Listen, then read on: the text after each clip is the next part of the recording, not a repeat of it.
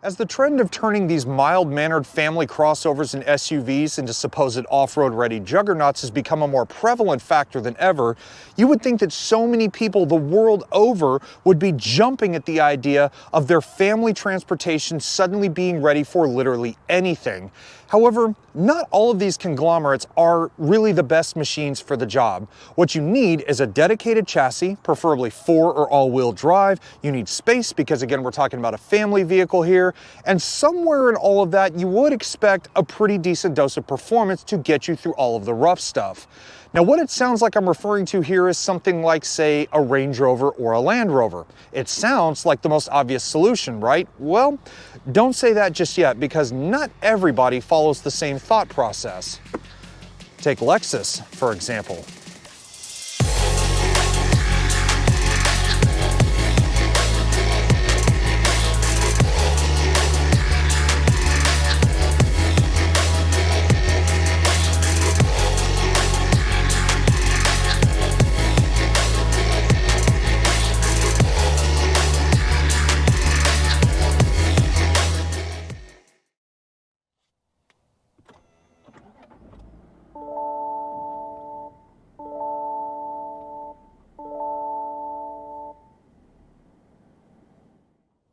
Really? A Lexus off-road? There ain't no way.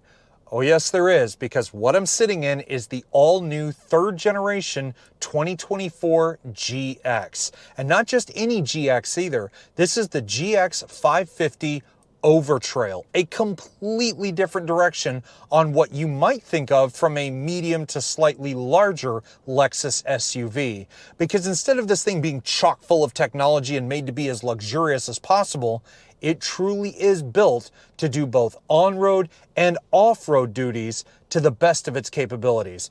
But with that Lexus badge, of course, comes one thing, which is a pretty steep price tag.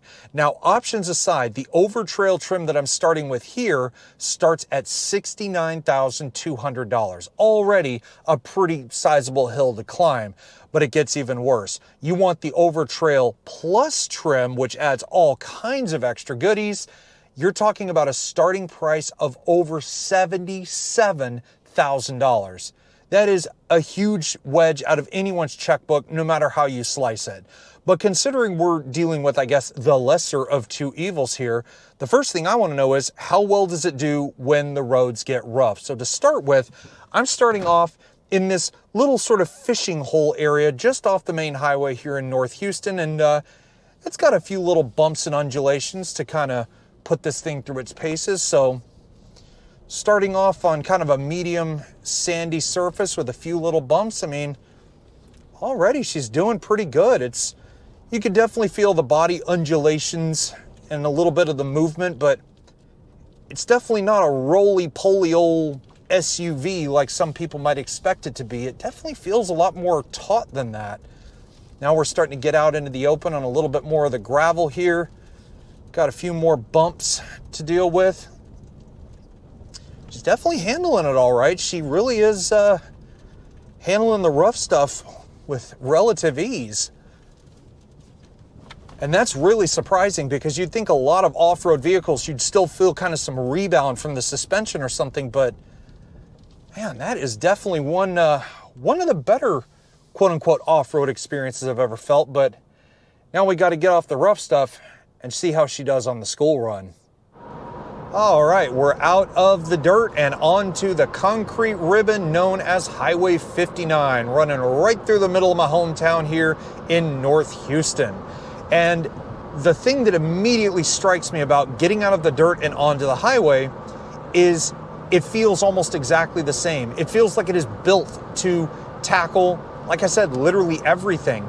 Out in the sand and out in the loose rocks and all those big potholes and stuff, it just handled it with ease. It was almost floaty, but not too floaty. It felt a little more nimble compared to its prior generation, which was a real roly-poly, big body-on-frame dinosaur of an SUV, which is kind of saying something considering that particular generation, even through all of its changes, was around for about 13 years or so. But with this new one, it feels a lot more nimble. It doesn't lean from side to side when you take a corner. I mean, you do feel the weight. This thing is over 2.5 tons as it sits here.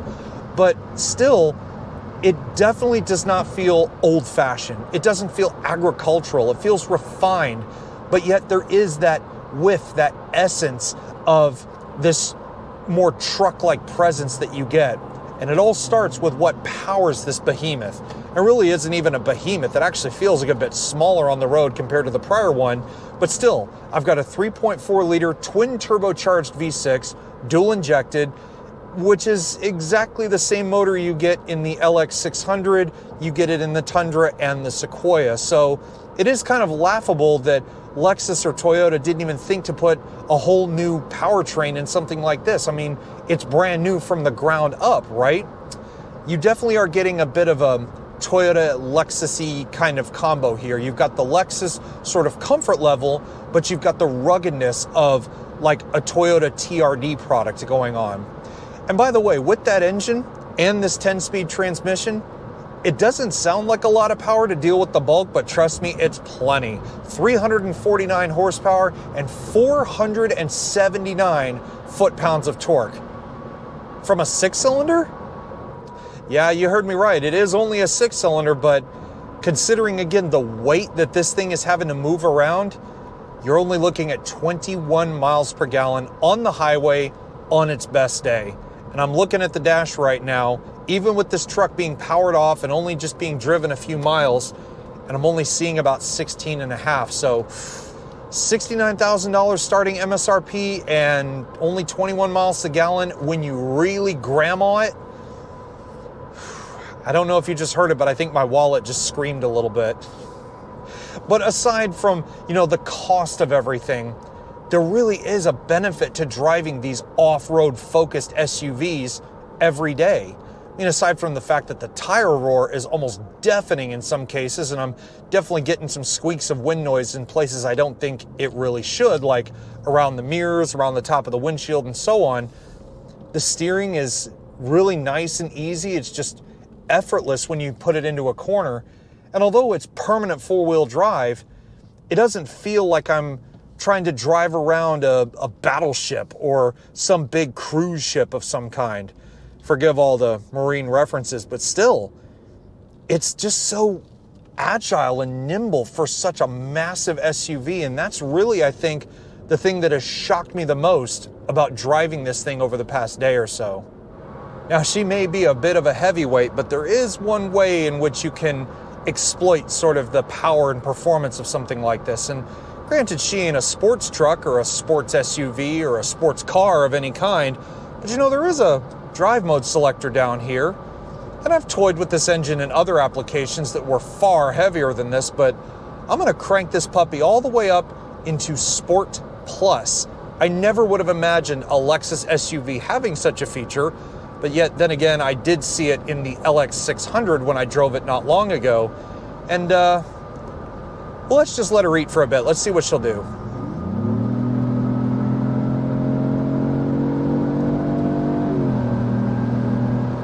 Woo, baby. Holy moly, she bellows when you put your foot in it. Ooh. Yeah, it sounded a little synthesized, I'm not gonna lie, but whew. It's not like a slam your head back kind of performance, but at the rate that speed was going up from a 65 mile an hour roll, there's no doubt she definitely has quite an amount of power to give, and also quite a thirst, because I just watched the gas gauge just move down another tick. There's no getting away from range anxiety in this thing, even though it is not a hybrid and it is not an EV. Now, having the performance capabilities of a real off-roader might be one thing, but having the looks of one is a whole different ballgame. And what I think Lexus has done with the GX here, specifically this Overtrail model, is combining their own ideas and philosophies with a bit of that off-road punch, that extra bit of uniqueness to separate this from any other GX in the family. It starts with the grille, obviously completely blacked out, which is a very nice contrast to the atomic silver paintwork that I have on this one. And I think it's just the right size for the standard spindle grille. But instead of it taking up the entire face of the vehicle like some of Lexus's other vehicles, instead it's got almost this angry kind of face with these these little extra lips on the side, almost like fangs. It's kind of like, I'm coming to get you sort of thing. And in its place along the bottom is the Overtrail's own unique front fascia. The same thing actually applies on the back as well. Oh, and if you're worried about busting up things like your oil pan underneath, you needn't worry about that because there is a skid plate under here. Would expect no less from an off-road ready premium SUV.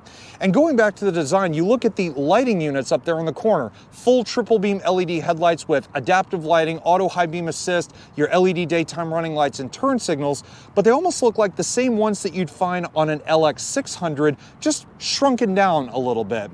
And on top of that, for the money, and again, this being a Lexus, there are hints that they really are piling on the tech here. You start with the panoramic monitor. It sounds simple enough, right? Well, because again, this is the Overtrail model, this one isn't just your standard 360 camera. It also includes the terrain cameras as well, like you might find on a Toyota Sequoia or Tundra.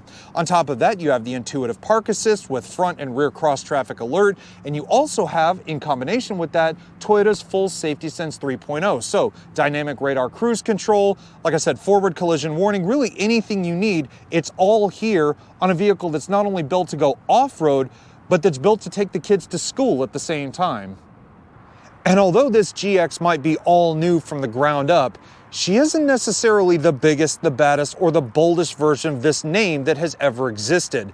Between this and the generation it replaces, there's about a 2.5-inch difference in length. But you want to stack this one against some real heavy hitters, she's about 3 to 3.5 inches shorter than a Lexus LX600, and almost a foot shorter than an all-new Toyota Sequoia. But while she may not have the length in mind, nor necessarily height, because between this and any other GX in this new generation, there's about 8.5 inches of ground clearance. Look in all four corners, and oh boy, we got some meat to deal with here, because we have 18-inch dark gray wheels and 33-inch Toyo Open Country all-terrain tires. All right, sure, so she isn't the highest riding nor the biggest belle at the ball, but that's definitely not the most intriguing part of the new GX for me. That really belongs to certain elements of its overall design, and this applies to almost any GX in the family. Starting with the rake on the windshield as it goes all the way up to this particular car's optional gloss black roof, let alone the short and squat design of these blacked out exterior mirrors with their LED turn signals, the cameras underneath the sides, blind spot monitoring, and of course, the typical feature with a Lexus vehicle, lock them and they automatically swing in. These two little elements make me think back to vehicles like the old Toyota FJ Cruiser. They were just built to a different standard back then, and they've sort of been modernized for this new premium off-roader. But even more so, you go up top, and instead of the dynamic sky panoramic sunroof like you might expect would be optioned into a fleet vehicle like this, instead we just have a standard size power tilt and sliding sunroof. And honestly, I think that is the way to go if you absolutely have to have a sunroof on this particular vehicle here. Either that or just take the sunroof out altogether. On top of that, you've got these huge chunky roof rails up top. So really, you need to throw a roof box on there, it's already ready to go. But what's not quite ready to go, I think, is the keyless access. It's still put through the same old Lexus key fob that we've been seeing for years now, and it's got all the same functions, you know, lock, unlock, power tailgate, panic, and even the releasable key blade, but the key fob just really does need a bit of an update. What does not need an update is the way you get in or out. First of all, I've got running boards on this one, so the entrance is a lot easier, but making it even easier than that is you just grab the handle and you're already in. But if perhaps you forgot something and you need to lock it real quick, just touch the side of the handle. Now, as you might be aware, I am one to criticize a car's posterior sometimes a little more harshly than it deserves, but I'm not gonna lie, I look at the rear end of the GX and I'm thinking, that is probably one of the most plain Jane rear ends I've ever seen. You do still see a little bit of sort of Lexus-iness, if you want to call it that, as they've started integrating things like a full LED light bar for your rear lighting assembly on pretty much all of their vehicles now. But apart from that, you've got some park assist, some badging, Lexus spelled out across the trunk, and you'd think that would be it. But it really doesn't stop there, because Just like a few other Toyota and Lexus vehicles, there are so many surprises that got me just around the back here. The first one is its towing capacity. Behind this little area here in the bottom is a Class 4 tow hitch, which means in the right specification, the GX will tow over 9,000 pounds, which means despite being almost a foot shorter than the Toyota Sequoia, as I mentioned, it will tow pretty much pound for pound exactly the same weight as its bigger cousin. Also, sharing one element with the Sequoia that I can genuinely appreciate, there's a little hidden button back here in the lower left of this upper sheet of glass. Give it a press, and lo and behold, just the rear sheet of glass pops open instead of having to open the entire trunk. I swear I thought there was only one Toyota or Lexus SUV that would have such a feature. But aside from all of that, this truck is about utility. But while you might expect you to have to kick your foot under the rear tailgate or something to get it open, on this one, not so much. Just give the latch a tug.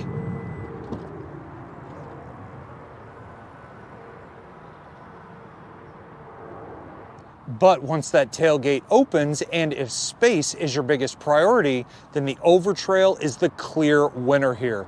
Compared to a normal GX that might carry 6 or 7 people, the Overtrail and Overtrail Plus only have space for 5. And think about it for a second. You break down camp and you want to get out of there as quick as possible. Well, you're not going to want to have to fold down an extra row of seats just to get a little bit of extra space for all your stuff. The Overtrail already does it for you. So behind the second row, with this tonneau cover out of the way here, you're looking at 45.6 cubic feet of cargo volume. That's more than a standard GX has with the third row of seats down by about 5 cubic feet.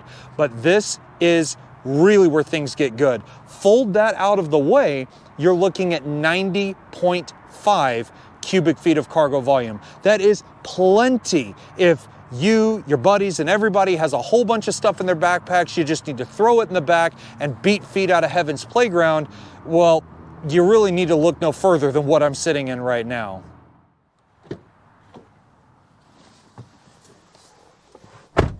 Now, if at this point you're suddenly thinking, okay, well, it's got some off-road credibility in terms of performance, it's definitely got more of the look of an off-road vehicle, but inside, it's got to be nothing more than the usual Lexus stuff, right? Well, not quite, because believe it or not, there is even more of that sort of off-road idea going on inside of the Overtrail model specifically. Now, sure, you have things like the new Luxe-bound leather seats that are heated and cooled, but they are specific to the Overtrail trim, specifically with the microfiber inserts into the seats themselves. You've also got a leather-rimmed and heated steering wheel with every control and button you could think of, Lexus safety system, multimedia ancillaries, and even gauge cluster adjustments for the 12.3-inch thin film transistor gauge cluster. There are a couple of things that don't make sense, however, which are things like the paddle shifters, and one that is specific to the Overtrail that might not make sense to some is that the entire dashboard is unique just to this trim level. It's not so much that it's designed a little bit differently, it's still got the same pretty much everything else you would get in a normal GX, but those things have been moved so that the dashboard is completely flat all the way across the top, thus giving you much greater visibility when or should you decide to take this thing off into the middle of nowhere.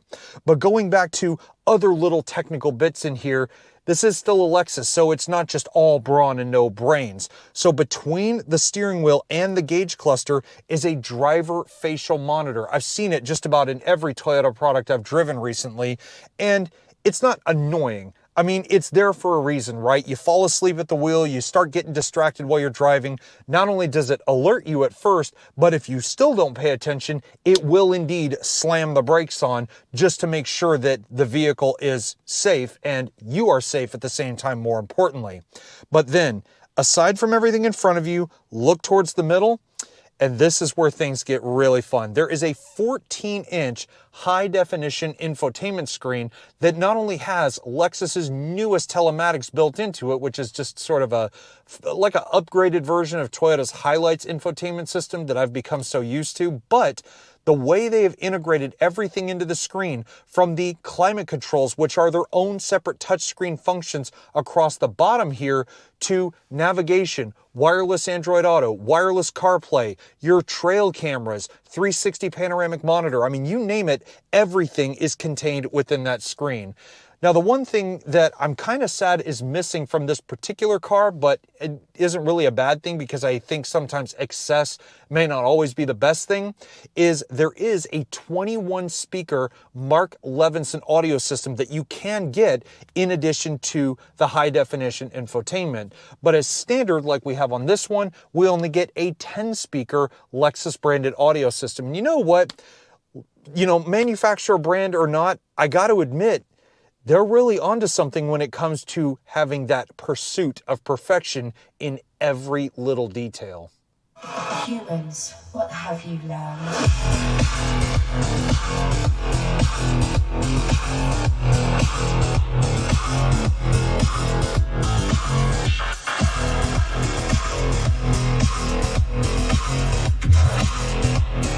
I was programmed to beat you.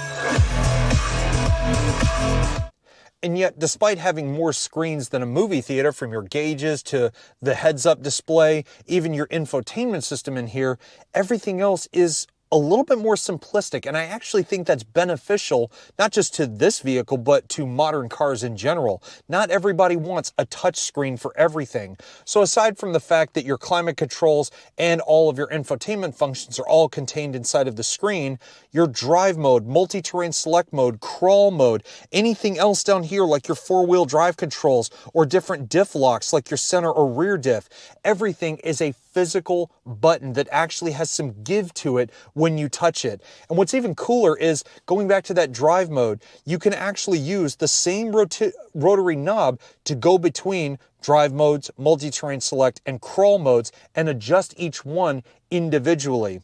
Not only that, the gear selector, nice and slim. It's just not too big and too chunky. I think it's just the right size for this application.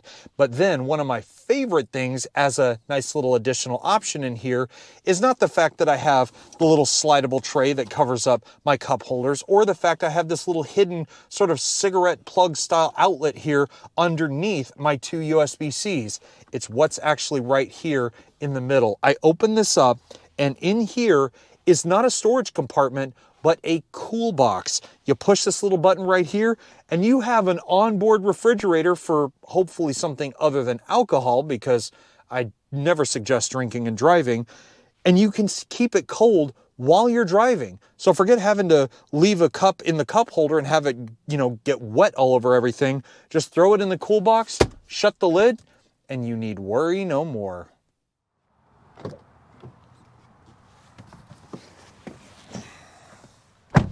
Now, normally, I'm not much of a back seat guy, even if I may sing praises in certain vehicles about how much room it has or what kinds of cool technology it has. I'd much rather prefer to be up in the front. Not just because I may be slightly prone to motion sickness, but also because I feel it's just a little bit more of a comfortable place to be for someone of my size. I'm right around 6 feet, 6'1" if the doctor says I am.